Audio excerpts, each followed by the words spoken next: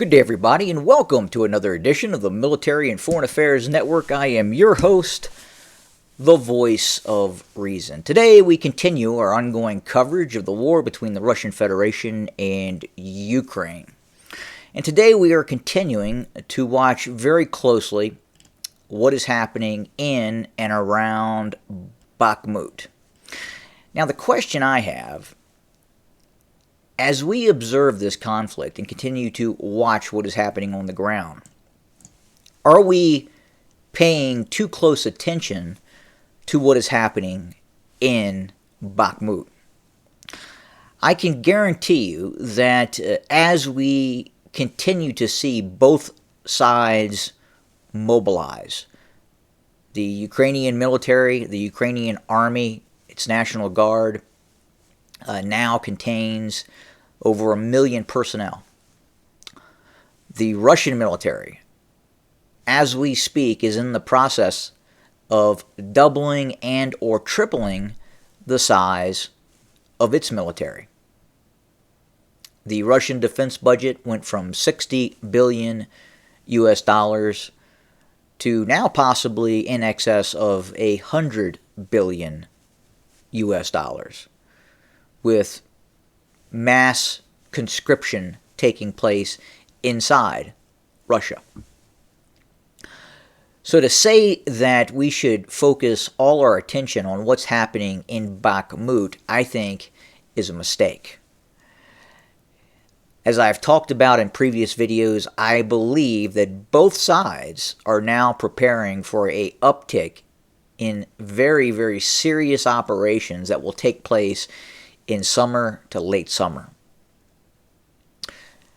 I guarantee you that the Russians and the Ukrainians have eyes elsewhere than Bakhmut.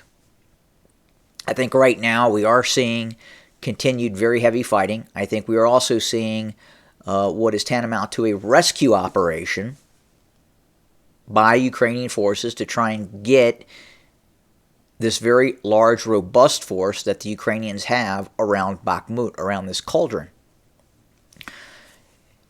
And I think that's becoming increasingly difficult for the Ukrainians to move those forces and try to save those forces by pulling them out of Bakhmut. Now, the Ukrainian state, its state propaganda, is trying to assert that it is reinforcing Bakhmut and it has no desire to leave Bakhmut. Now, we're hearing different things about that. We are hearing that they have moved additional forces near Bakhmut, but again, they are at the same time, they're trying to get forces out of Bakhmut.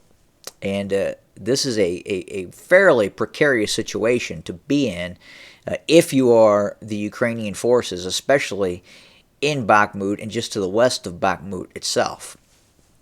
But again, I think at this point we're overdoing it on Bakhmut. We're watching what's happening in Bakhmut too closely, and I think ultimately we are going to see the conflict widen.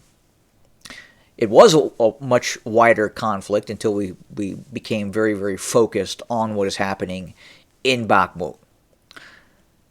Now, going forward again, going into July, August, September, I think we could end up seeing some of the most brutal fighting and heaviest fighting taking place since the start of the war, especially given the fact that that will be the time frame where this Russian mobilization may reach almost peak operational capability. We're also seeing, again, additional weapon systems being used in this conflict as well. It would not surprise me at all, now that we're seeing the Kh-47 Killjoy being used by the Russians, that we could start to see weapons such as the Zircon be used by the Russians at some point. Would not surprise me at all. It would not surprise me if we were to observe the Avangard, the hypersonic glide munition being used by the Russians against Ukrainian targets. The Russians are not just sitting idle, as we have seen with the Ukrainians deploy new weapon systems in this conflict, such as the Neptune and other systems that have been able to strike deep behind Russian lines, including Western systems that have been delivered. I can promise you that the Russians are developing and deploying new weapon systems we have not even heard of yet. And we can anticipate to see those weapon systems in the not too distant future.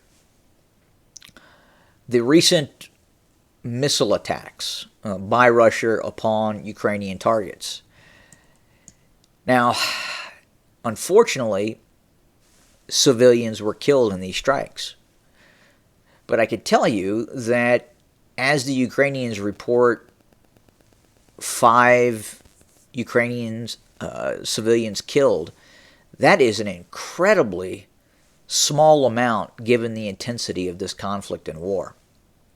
If the Russians wanted to, they could saturate bomb many Ukrainian cities. And if the Russians' intent was to kill thousands or tens of thousands of Ukrainians, they could absolutely do that. But we're not seeing that. So I believe a lot of these strikes that we're seeing by Russia on Ukrainian targets are, for the most part, military targets or critical infrastructure targets that assists in the continuation of the war, thereby making it a military target. So again, yes, it's unfortunate that we do see these civilian deaths, and that's going to happen. But I don't believe that we are seeing a widespread campaign by the Russians to terror bomb Ukrainian citizens. If that was the objective of Russia, it would be significantly worse. Much, much worse. And right now we're just seeing, I think, a byproduct of the Russian targeting military targets in Ukraine. As I've talked about before, many Ukrainian military bases have been destroyed. So the only option for the Ukrainians, especially in these winter months, is to house and quarter these Ukrainian troops in civilian areas. And of course, the war is being fought in Ukrainian cities. The Ukrainians are using cities as defensive redoubts.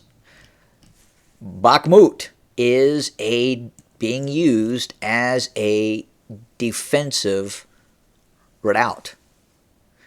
There were quite a few Russian sympathizers in Bakhmut in all probability. I know some are going to disagree with this and take offense to this, but the Ukrainian military, the Ukrainian current leadership, is probably more apt to fight in Bakhmut, that tends to be more Russian supporting, than a actual non-supporting Russian city further to the west. And that's why they're making their stand in Bakhmut right now. But again, right now, we anticipate things are going to pick up in the late summer months. As we had kind of gone into the springtime, we were expecting this very large offensive operation by the Russians. And we are seeing that, but we're not seeing it manifest itself in large-scale maneuver operations. We are seeing it in continued large-scale artillery operations and air-to-ground strikes, cruise missile strikes against the Ukrainians. We have heard that this latest strike of these latest 80 to 100 missiles that were fired against the Ukrainians, including the hypersonic missiles that were used, actually did some fairly significant damage to Ukrainian military targets. They're not talking about casualties, but apparently this strike really got the Ukrainians. Now, Sometime in the future, post-conflict, we may eventually hear about how effective these Russian strikes were, but right now, the Ukrainian state is being very tight-lipped about the effectiveness of these Russian strikes, and that it makes sense. They don't want to give the Russians their own after-action damage report on targets the Russians are trying to go after. So they're not going to report on it. They're not going to talk about it. But each one of those, for instance, the KH-47 Killjoys that were used, each one of those systems hit a target. So the question is, what was that target? We know in the very early stages of the war, the KH-47 was used in far southwestern Ukraine against an underground Ukrainian arms depot. And apparently it effectively destroyed that target. So right now the question is what were, and I believe it was over here in Ivano-Frankivsk, is where the initial strike by the KH-47 earlier in the campaign were against a large weapons depot, underground weapons depot. But again, right now it's just we don't know what that Russian strike package went after. And again, the Ukrainians just aren't talking about it. Even if it was a highly effective strike, you're not going to hear about a penetration of a bunker complex that killed 38 Ukrainian command staff. You're not going to hear about it. They're not going to talk about it. It's not going to be reported. But that's what's happening. It's absolutely happening. And it's a tough situation right now for the Ukrainians. So that's where we're at for today. We will continue to monitor. We will continue to report. Thank you for joining us today. More to come very, very soon. Have a good day.